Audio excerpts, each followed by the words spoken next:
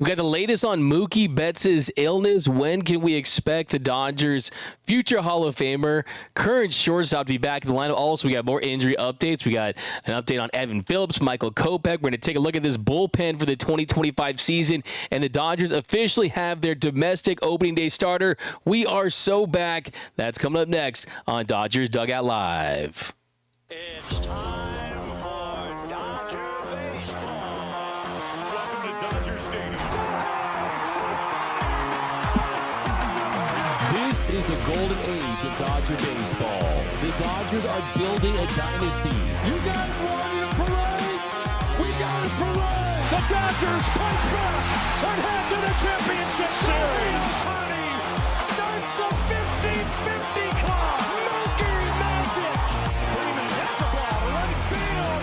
She is gone. Start the party, Los Angeles. Your Dodgers have won the World Series. Think blue, bleed blue, and I'm out.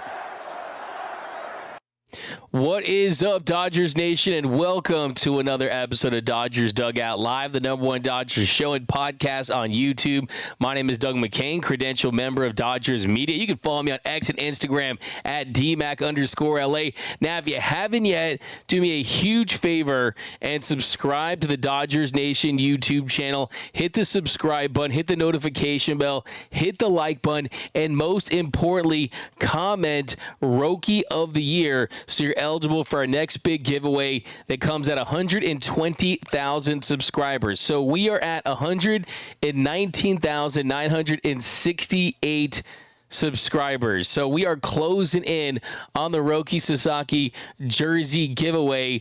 All you have to do is comment Rookie of the Year down below, and then you have to have the notification bell on, and then you'll be eligible to win. But we are getting so close to the Roki Sasaki jersey giveaway, and he's going to be starting this weekend against the Tigers, and we could get there as soon as today. 32 subscribers away, and then we will be giving it away. And they haven't even released the Roki Sasaki jersey too, so I've been told that it's coming pretty soon, so we'll see when that is, but they're expecting it soon. I was talking to the folks over at Dodgers Clubhouse that our Sasaki number 11 jersey is going to be a hot item, a hot jersey, and all you gotta do is comment Rookie of the Year. By the way, I've seen so many people use Rookie of the Year now. Nike use it. All these people. Let's not forget who coined the phrase Rookie of the Year. It was ya boy, and definitely comment so you're eligible. Also, do me a huge favor and subscribe to the new Discord channel. The new Discord channel, we're growing very fast. We have over 1,000, 3,000, 4,000 members at this point. All you have to do to be eligible for the new Discord channel is just make sure that you're subscribed, and we're doing exclusive stuff over there as well. Okay. Another thing, subscribe to the Big League, my new channel. But guys, we are just a couple days away. Steve Sachs days away from Dodgers domestic opening day. Dodgers domestic opening day against the Detroit Tigers. You got two aces on the hill. Blake Snell going against Tariq Skubal, and it is going to be very, very exciting to have two guys that really, as Dave Roberts pointed out, are top 5 pitchers in the sport. Just 3 days away. We are Chris Taylor, Carl Crawford. We are Cesar Izturis, Alex Cora. Days away. Willie Davis, days away from Dodgers opening day at Dodger Stadium. It'll be ring day. By the way, we'll talk about those ring ceremony jerseys that a lot of people are talking about. The gold program jerseys that are getting a lot of buzz. Some people like them, some people don't like them. We'll talk about those, but we've got to get into the hottest story in Dodger baseball, the biggest story in Dodger baseball, and that is the health of Mookie Betts. So Mookie Betts was in the lineup yesterday. It felt like everything was going to be back to normal, and then it was decided that he was not going to play. He was a late scratch. And this comes on the heels of not playing in Tokyo, being sent home early in Tokyo because he has been dealing with a stomach issue that has made it impossible for him to keep food down.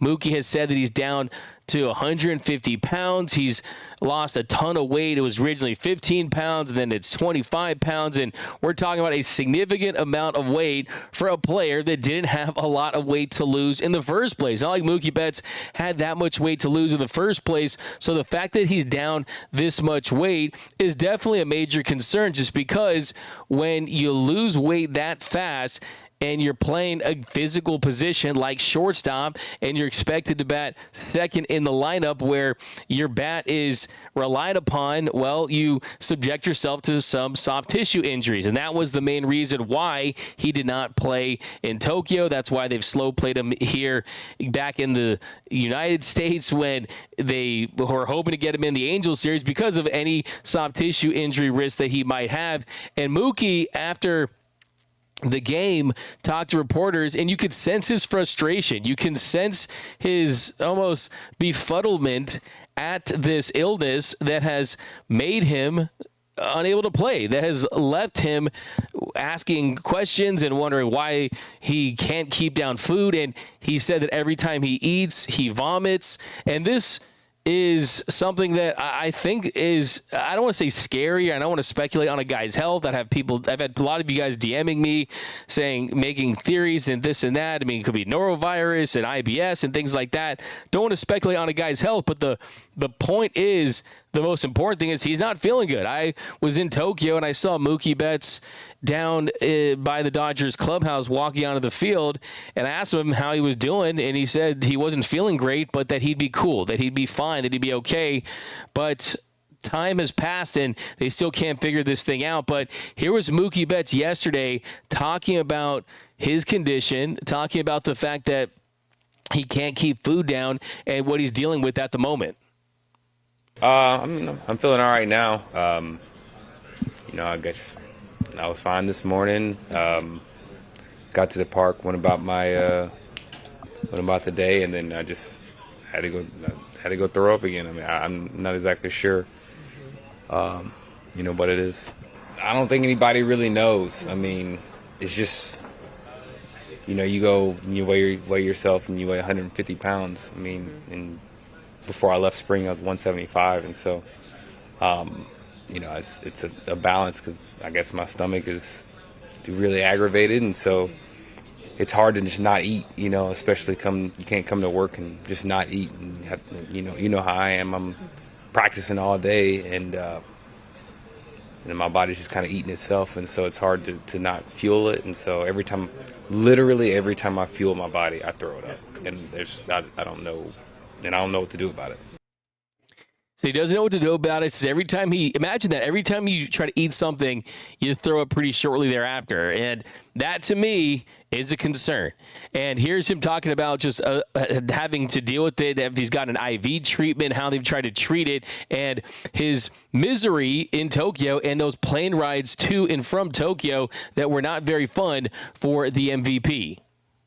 I've only got an IV in Tokyo.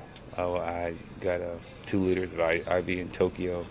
But to answer your question, I don't know. Every time I've eaten, I've thrown up. So it's hopefully I can hold something down. Tonight, tomorrow. I don't know. I'm scared to eat, so I don't really know what to do. My vitals, everything has come back clean. Took blood tests, everything has come back really, really clean, healthy. So I guess it's just something with my stomach being really aggravated. So I'm just started in some new medicine now to try and calm my down. Even though I'm light, I would still play. If I didn't throw up today, yeah, absolutely, I was in there. I had a great day yesterday, but I didn't eat literally all day yesterday, and so I figured, give myself a day of not eating, and then to come in and play a major league game and not eat, it's kind of hard to fathom. And so I ate breakfast this morning and threw it up. So kind of is what it is. 2 days before Tokyo. Didn't get to play the last game, so got on the plane. I thought I would at least give myself a couple days to kind of heal, and then the plane ride was brutal. That was one of the worst plane rides I've ever had. Got there and got one workout in, and that was a really bad trip in Tokyo. So I came back and another bad plane ride. I mean, it hasn't been anything, very encouraging, but, it is what it is. So you can see the frustration in his face. You can also see the loss of weight in his face. And to me, that's the number one thing that needs to be considered here. That, yes, people deal with stomach flus and stomach bugs that can last for long periods of time. If you've ever dealt with one, you know it can be frustrating. But for me, the issue is the loss of weight and how that can compromise him to a point that can lead to an injury. And that's the last thing this team needs, is one of its pillars in Mookie Betts to miss significant time, especially when you consider that he's coming off a season where he did have a broken hand last year, where he missed almost 2 months. And what that did was it stunted the development of him at the shortstop position. Now, if we were throwing Mookie back in right field, where he's a 6-time Gold Glove Award winner, or you're playing him at second base, where he's already proven that he can play that position, then fine. You're not overly worried about it, just because you don't have to worry about him continuing to grow at that position. But right now, he is going to be pushing himself at shortstop. And you're going left, you're going right, you're trying to make every single throw. You're trying to limit the errors that were piling up last season. And you worry that you got that combined with what he does at the plate, then the last thing you want to see is him get overly taxed early on in the season. So the number one thing I want to see the Dodgers do is, if they don't get to the bottom of this, which, like you point out, they've done all the blood work, they test all the vitals, everything has come back fine. If they can't get to the bottom of this as far as saying what it is and what the recovery time is going to be, I would put him on the IL, just for the simple fact that even if he was 100% healthy today and he could hold down all of his food and he wasn't throwing up, I would do it, just because you want him to put the weight back on. You want him to get back in the swing of things, and he can continue to work on the shortstop position and take ground balls and put on the work that he's been doing. And then when he's back, he's not working his way back from a dietary and a weight standpoint like he would be otherwise. Because do you really want to throw Mookie into a situation where he's having to eat more than he's used to just to get back to his weight that he's used to, get that weight back to where he was, and then you're having him try to press at the plate to try to make sure he's still doing what he does offensively, while trying to show that he's made those improvements and adjustments in having a whole off season to try to get better at the shortstop position. So I would put him on the IL if it were me, just because this is March. This is April. This team is playing for October. And then on top of that, you have the depth. A lot of teams out there might not be able to overcome an injury like Mookie Betts to their star player, because yes, you can't win a division in March and April, but you can put yourself in a position where you lose a division in March and April. But the Dodgers have an incredible amount of depth. You have Miguel Rojas. You even have Hassan Kim, somebody you could come up and get some experience. You have Kike Hernandez. Chris Taylor can play short. You have Tommy Edman. There's so many guys that can play that shortstop position, where this Dodgers team really will be able to win games. You still have Shohei and Freddie Freeman and Will Smith and Teoscar and Conforto and Muncy, guys that can carry the offense. So I just don't want to see them rushing back. And Mookie Betts is someone that I can tell you from just talking to people in Tokyo, he wanted to play in that series because he understood the significance of it. And this is a player that went to Tokyo in the offseason, and he had a big impact there, and they had a big impact on him. And he wanted to play in front of those fans in Tokyo because, look, Mookie Betts is very popular. You ask the fans in Tokyo, they'll say Shohei and Rogan Yamamoto, but the next name that will come out of their mouth is Mookie Betts, and they understand his stardom. So he wanted to play badly in that series, but fortunately he's just dealing with something. He really is. But welcome back, Dodgers Nation. I am back from Tokyo. Got my Murakami tee. I'm gonna show you my Tokyo haul maybe tomorrow. We'll do my 10 big takeaways from Tokyo. Got my Yamamoto. I think it's the reverse right now, but got my Yamamoto. Good stuff over there. Shout out to the folks in Japan. We got it helps with nausea. Prayers for my favorite player from Ida. We've got People speculating it's a parasite. People saying he needs a torta from Jose Aguirre. People asking where I've been. I've been flying back, man. That plane ride is a lot. That plane ride is long. But I am back, and we are back here on Dodgers Dugout Live. We'll be back with the post-game shows. Guys, it is lit. It is electric. It is going to be a special year for your Los Angeles Dodgers, so be sure to be locked in here on the Dodgers Nation YouTube channel. But, yeah, let's talk more. Your comments down below. We've got people saying get an ultrasound too. What does the blood say? Mookie said that the blood was okay. Tina Guzman, he needs to get checked for everything. It could be serious. Like I said, I don't want to speculate for sure. What up, Freddie Rosales? What's up, Kelly Oshiro? Gary A. Forrest Cedar. So you guys have a lot of deep theories. Tapeworm. Things like that. Look, the most important thing is he gets back healthy. Claudia 11 in the chat saying, where have I been? Just have been in Tokyo. We are back in a big way here. But yeah, I mean, like I said, if it were me, I would certainly strongly avoid throwing him out there when he's 25 pounds underweight. That just doesn't make sense to me. The last thing you need for him is to have an injury that's more serious than just a health-related issue. So I don't want to see that. I don't want to see that for Mookie Betts. And this is someone who, yes, the biggest takeaway in all of this is this is someone who was very, very anxious and excited to get back out there and show all the growth that he's had playing shortstop and all the defensive breakthroughs that he's had. So I realize this is frustrating for Mookie Betts. He does not want to miss any time. He's someone that loves to play. He wants to be out there. He wanted to play yesterday, but Andrew Friedman, Brandon Gomes, Dave Roberts, they're going to have some serious conversations about what to do with Mookie Betts. And look, if all of a sudden magically, sometimes when you deal with stomach stuff, all of a sudden you just click and you're right back into place.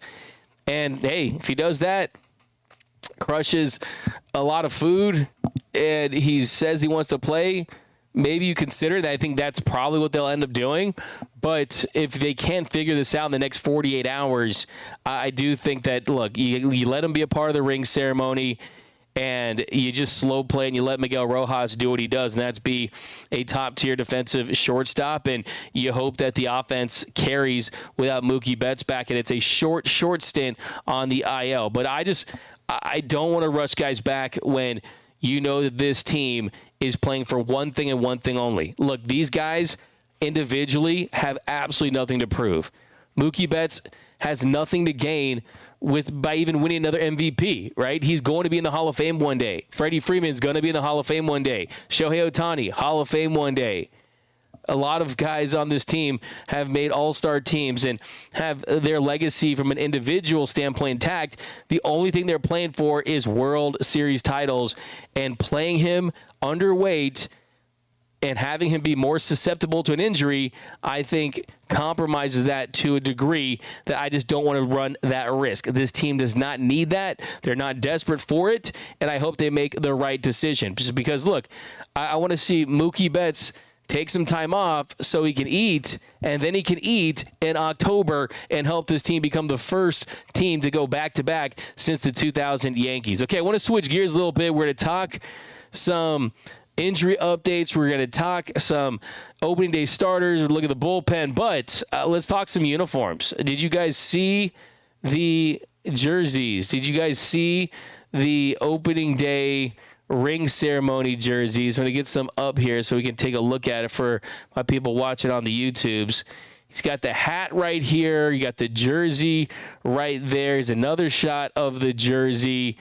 And I've seen some people not like the jersey because they're comparing it to the one that we saw in 2020. The 2020 jersey where the Dodgers wore the blue script and the outline was in gold. Now, the flip here, the difference with this one, as you can see, is the difference here is that this jersey has the Dodgers word mark in gold and it's outlined in blue. And then where the Dodgers number is red, it's gold and outlined in red. So they basically reversed what it looked like in 2020, and they went with more of an all gold approach. And for me, I don't have a problem with it. I think here's my advice to anyone that's trying to make a judgment on jerseys. My number one piece of advice is don't judge the jersey until you see the on-field authentic,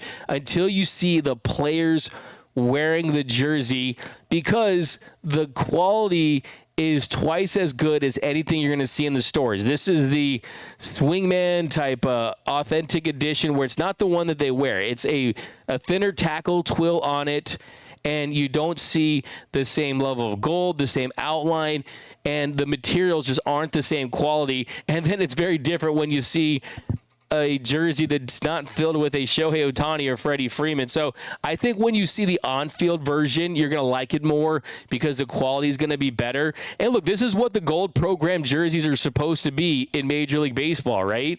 This was really how the jersey was supposed to look in 2020, where you take the main lettering and you make it gold, and then you outline it in the color. So yeah, I think it looks good. I mean, I think that it looks about as good as you are going to get when it's not the Dodgers uniform. And I think that that's something that no one has mentioned with this is the Dodgers jersey, the Dodgers uniform. And you could say this is biased. I don't care. But the truth is the Dodgers uniform is so nice. It's so crispy. It's so clean with the wedding gown white, with the Dodgers script, with the red numbers, that quite frankly, anything is going to feel like a downgrade. Anything is going to feel like it's a worse jersey just for the simple fact that it's not the Dodgers regular home jersey that has been so incredible for so many years. So I think that you have to remember that with all this as well, that the Dodgers jersey is just so nice that anything's going to feel like a downgrade. I mean, for me, am I going to buy one? I'm kind of retired from the jersey game, really, but even so, I probably wouldn't want to buy one just because, I don't love it that much. I think the hat's nicer than the jersey. It's that all gold. It has the same patch as they use for the World Series Championship New Era hats. I think the hat's really cool. Instead of the white, it's just a really, really solid gold. The jersey, I'd rather buy another Dodger jersey. I'd rather buy a brand new Dodger blue jersey. If you already had that one, I would say I'd wait for the Roki jersey. I'd maybe splurge for the Murakami jersey. But still, it's a keepsake, and if you want to celebrate that World Series, I think it's a beautiful thing to do, and I think it makes you feel really good. So get it for that standpoint. But yeah, I'm just such a big fan of the Dodgers normal home whites with the blue. Get a road gray with Los Angeles. Get a Dodgers. The road gray is the most underrated jersey, by the way. I mean, for me, because you don't have to worry about ketchup stains. I don't know about you, I'm a messy eater when it comes to my Dodger dogs, and it's that white so crispy. You get one stain on it, you're just kind of not enjoying the rest of your day. But I give it about what would it be? I mean, here's the thing: what would be different? The only thing, if you did the same thing as 2020, you'd be doing the same thing as 2020. So, for the sake of change to mix it up, go all gold, man. It's kind of like what we saw in the All-Star game a couple of years ago. So I think it's clean. I think it's crispy. Nothing will top the Dodgers home whites, but I'll give it a 9. I'll give it a 9. I mean, how about this? I'll upgrade it to a 10 for what it represents. They could just have a Dodgers World Series patch on it like we see over here. Here's a Dodgers World Series patch. It'll be on the side. They could have just that, and I'd be happy because it represents the Dodgers doing something that we haven't seen since 1988, and that is winning a full 162-game regular season World Series plus a parade. So what it represents is most important to me. But, yeah, I think there's another jersey, too. Pictures don't do it justice. See it in person. But what Dodgers Gold Edition jersey would you get? For me, it's easy. I'd for sure get a Freddie Freeman for the walk-off home run. But here we go. Yeah, give me your rating on this jersey out of 10. We've got D-Mac likes the hat because it looks like UCLA colors. What? Oh, gosh, UCLA went out sad again in the NCAA tournament. Hats look dope from JAC42. Hat is better than the jersey. We've got Freddie Freeman. Hey, D-Mac, I just won a championship bundle sweepstakes from the Dodgers. What do you think it will be? Good question. I mean, I'm sure it'll probably include a hat, a jersey, but yeah, I mean, they haven't released the ring yet, and they're not going to be releasing those for the giveaways for a while. But all gold is a no-go from me, dog, from Don't Care. 6 at best from Ruth. Way that's clean from Lemon 818. Don't Care 187. Rather have a gold outline than not full gold. Yeah, if I had to choose between the two, which looks better, 100% I think the 2020 version looked better just because it's closer to the Dodgers uniform that, in my opinion, is in the conversation for best uniforms, not just in baseball, for best uniforms in all of sports. When it comes to the iconic jerseys in all of professional sports, the Dodgers, the Lakers, the Yankees, Real Madrid, Barcelona, some of the great jerseys, the Oakland Raiders, Las Vegas Raiders, the 49ers, the Packers. I mean, some of the truly iconic jerseys, that is where the Dodgers uniform is. They are on that short list for the best jerseys in the sports. I got to throw out the St. Louis Cardinals there with the birds on the bat. That's super clean as well.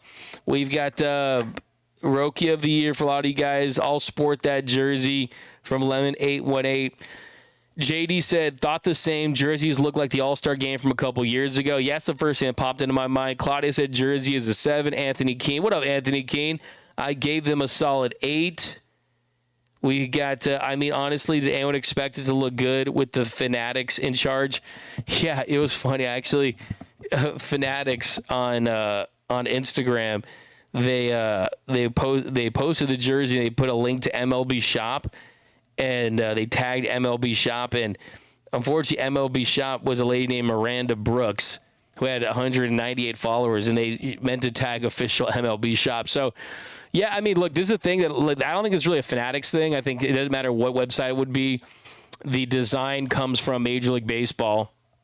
And I'm sure the Dodgers had some say in the design, but yeah, I mean, you're always going to want something that's a little different than what was before, just to encourage people to go out there and buy the jersey. I mean, just look at the Murakami collection. You know, I got me some. This is the Dodger shirt. I got the hat somewhere. I got the Yamamoto. I mean, these are going crazy on the streets, man. People buying these for $200 for some crazy reason. I got it for retail at this store in Japan that they let me get into because I was there for business. But yeah, I mean, I'm pretty cheap. I don't know if I pay quite over retail like these are going for, but if you want one of these jerseys, I'm sure you'll be able to get them for retail, and that's still, I think, around $200 for these jerseys. So yeah, I mean, I think too, it's like the kind of gold, like how hard is it going to pop? But it's nice. I think the thing that kind of throwing people off is the red and the blue. It doesn't look like the kind of one that we're accustomed to seeing. But yeah, I honestly, I would have probably ran it back with the 2020s and just put a really like crazy patch on it, and then probably switched up the hat to the one they're using now, which is cool. I like the outline hat too. But like I said, it's all about what it represents. But let me know, what are your opinions on the Dodgers gold jerseys? Another thing that's changed too, and yeah, I'll be hitting the Clubhouse pretty soon here, is the Dodgers' new Clubhouse. You can see in the Mookie Betts press conference. That in those little locker room scrum, you can kind of see the differences that they were rolling with. And yeah, it's pretty interesting when you consider all the work they've done this offseason, everything they've done to improve. We had Stan Kasten, Dodgers president and CEO, on the show a couple weeks ago. If you want to go back and listen to that episode, watch that episode, he talked about how they wanted to get multiple batting cages, but also have the modern amenities and the modern look that some other locker rooms in Major League Baseball have. And they definitely nailed it, I think. I think they absolutely nailed it. I've only got an IV in Tokyo. I mean, you see here the difference in the lockers.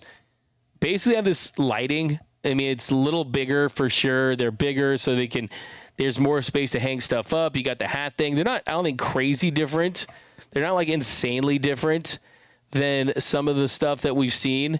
Here's Roki Sasaki posting a picture of his, but the big differences are the top here. You see where the Sasaki 11, that is something that's like LED, or it's like something digital behind it with the Dodgers logo on the right, the player's number on the left, and then the player's name in the middle. That used to be something that was printed and placed on there from last season.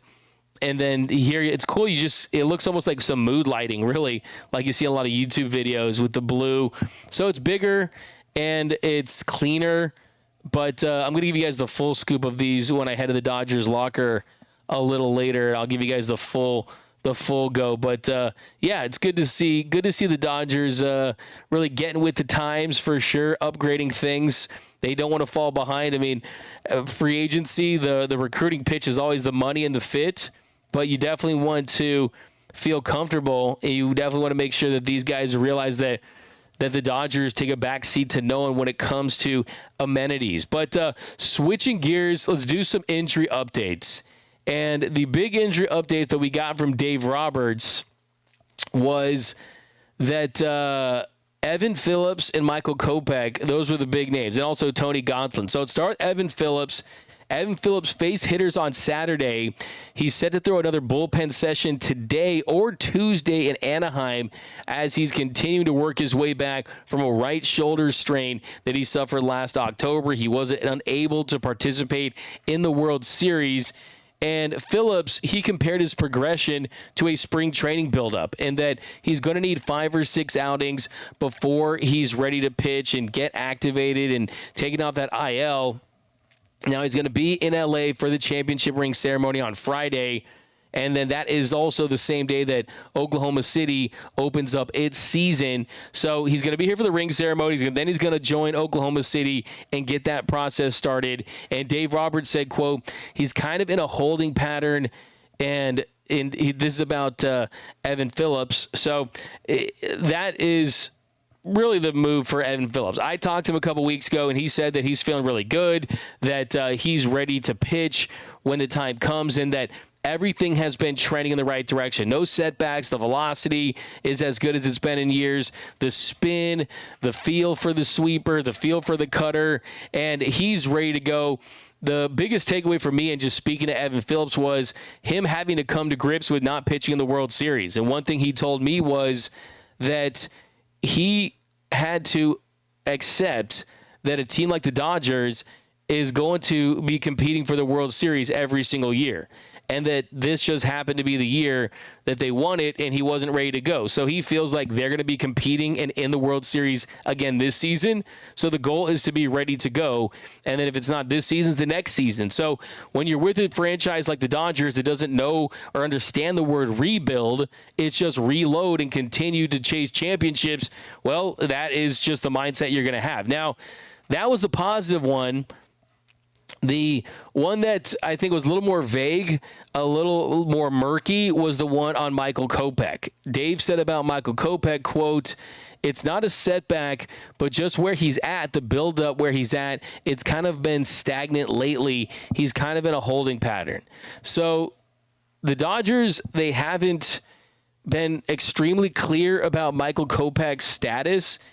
The report for him was that he was having arm inflammation, and that he was on the injury list with a shoulder impingement. So that's different, right? The shoulder impingement is different than arm inflammation. So is it shoulder inflammation? Is it arm impingement? Is it the arm inflammation? Is it a shoulder impingement? Is it a combination of both? Well, that is just the information we're being fed right now. And Roberts did say that Kopech was dealing with a shoulder injury throughout last season after he was acquired by the Dodgers. Kopech said last year going through the grind, about Kopech, Dave Roberts said last year going through the grind, the intensity, and then he got sick in the offseason where it cut back his ramp up. That really set him back, quite honestly, a few weeks in itself. So go back and watch my interview with Michael Kopech. He kind of went back in depth about the injury, and that's one thing he told me was that on top of everything else, he said his whole family got sick. He said that he got sick and that definitely put a halt to the progression for that. So let's hope that Michael Kopech can get healthy and ready to go. I did my 5 X factors for the Dodgers for the 2025 season. He had Tyler Glasnow at the top. Dustin May was on that list just because if the Dodgers lose a starter, he can pitch like an ace, and he'll impact what they do at the deadline depending on how well he pitches and how healthy he is. I had Hassan Kim on there. I had Andy Paz on there. And I also had Michael Kopech. And the reason for that is that if Michael Kopech is 100% healthy, he could be even better than Tanner Scott or Evan Phillips or Kirby Yates or Blake Trinan. That's how good he is. That's how big time his upside is, because he can throw triple-digit fastballs, and he's just downright nasty and dominant, and the Dodgers don't have that element on the right side, a guy that can just rear back and throw it by guys, and that's something that plays up in the postseason. We saw how effective he was with the Dodgers, and if he's healthy, he definitely is right at the top tier for this Dodgers bullpen, so that's huge. That's major. That's absolutely major, because you need a bullpen with dominant relievers that can help these starters, and you can finish these games off and shorten these games. So I'm very, very interested to see what's going on with Michael Kopech. I'm slightly concerned just because it's shoulder, it's arm, he throws so hard, and those are the things that tend to lead to injury.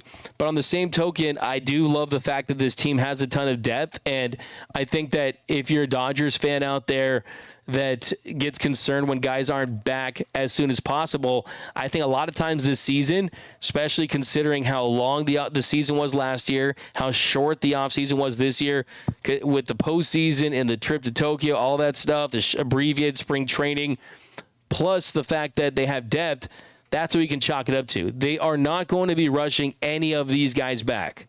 None of them are going to be rushed back. The Dodgers aren't desperate. They want these guys to be ready to go when it matters most in the postseason. And they know that Kopech is a key cog in that. So if he wasn't, my question is, he told me he got sick this offseason. What if he didn't get sick? Would he be ready to go? That's the kind of the number one thing that I'm wondering about with Kopech is if he was ready to go with the health. From the health standpoint, would he be further along in his progression? I think the answer would be yes.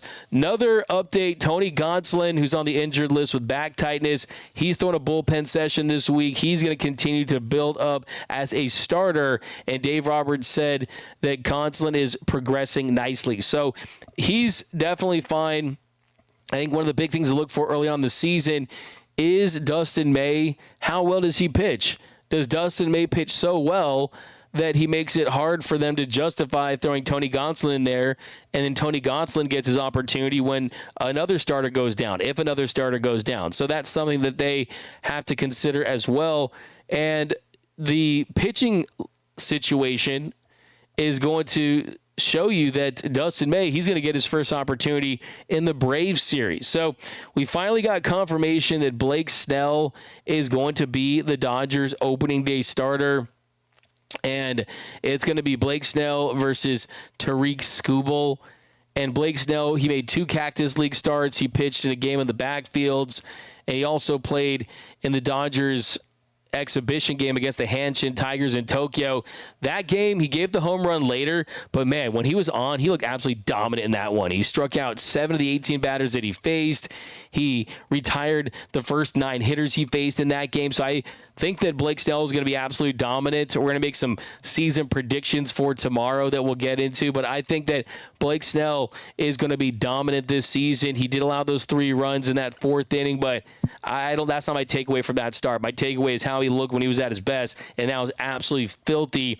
Now, he pitched a simulated game on Saturday, so he's still on schedule to be ready to go for opening day on the 27th.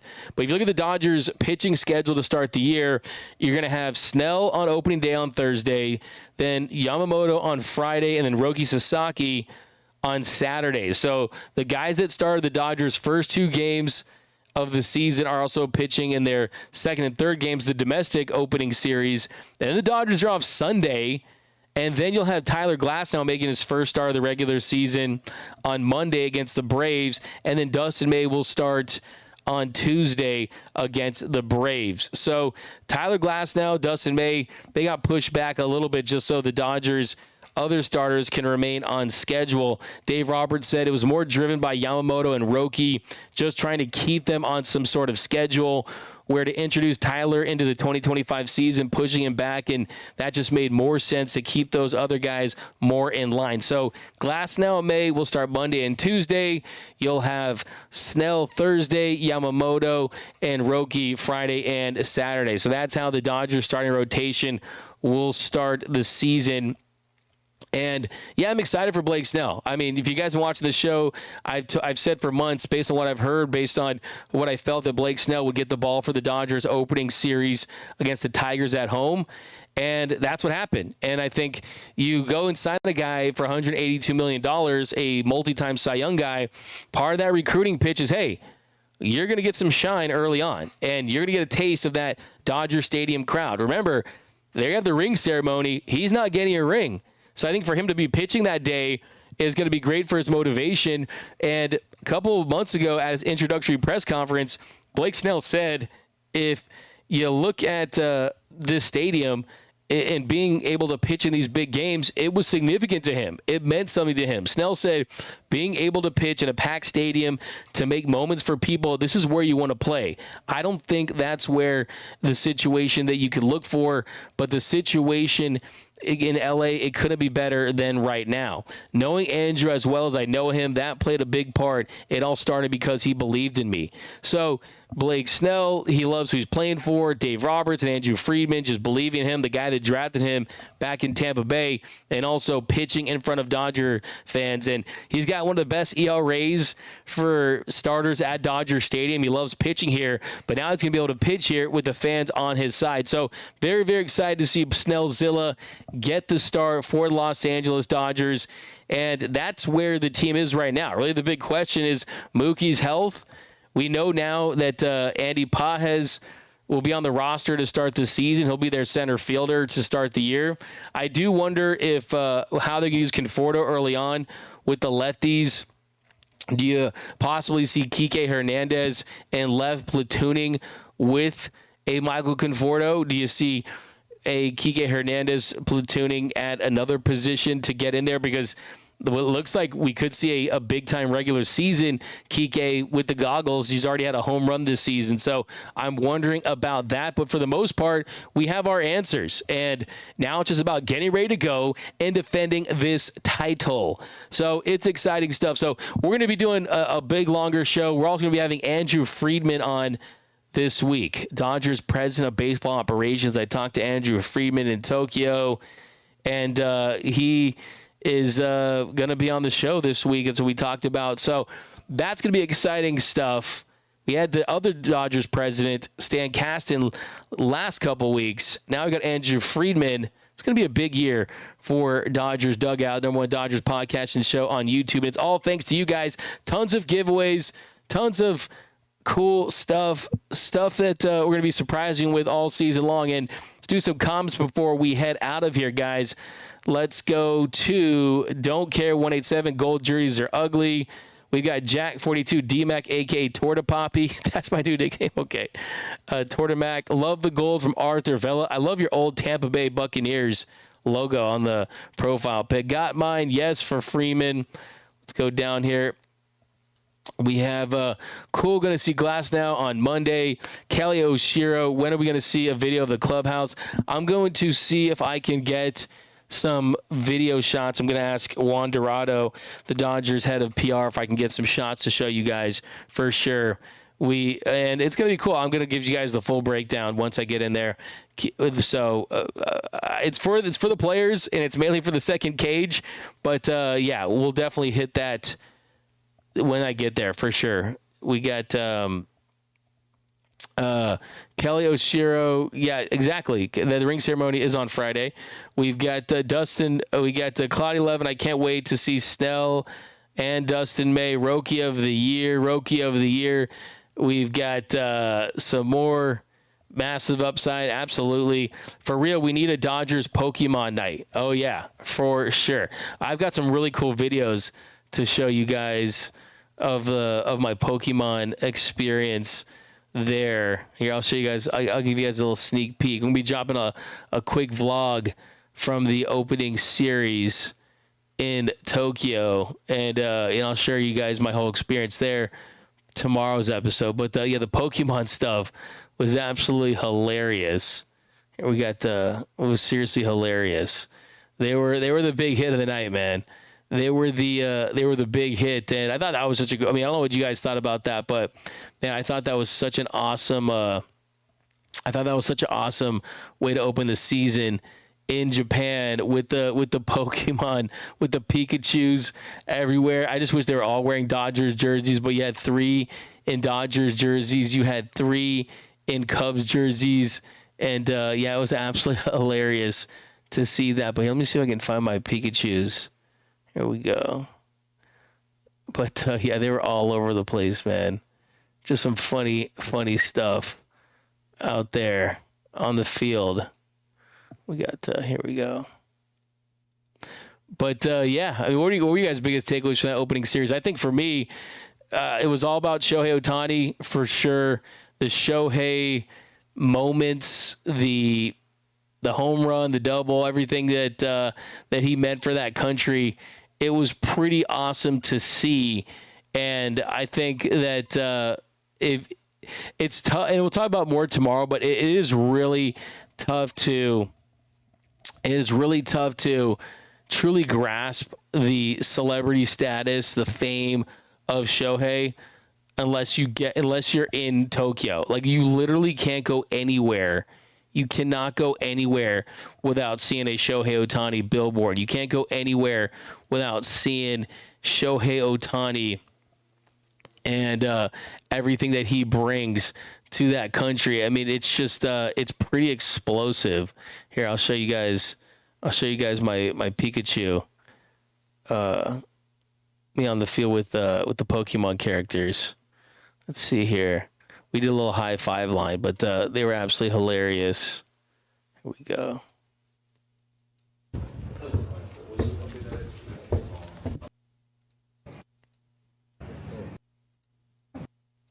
Ooh. There's the Pikachus. Gotta catch him. Pikachus.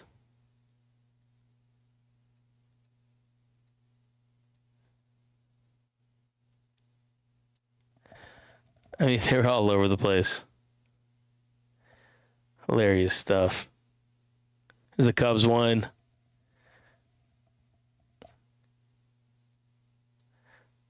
The talk of the night. Here he goes. Pikachus.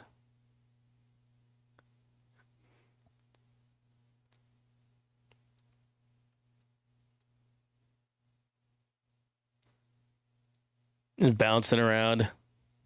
I wonder if there was a kids in there. I mean, we did a little high five line at some point. Where's my high five line?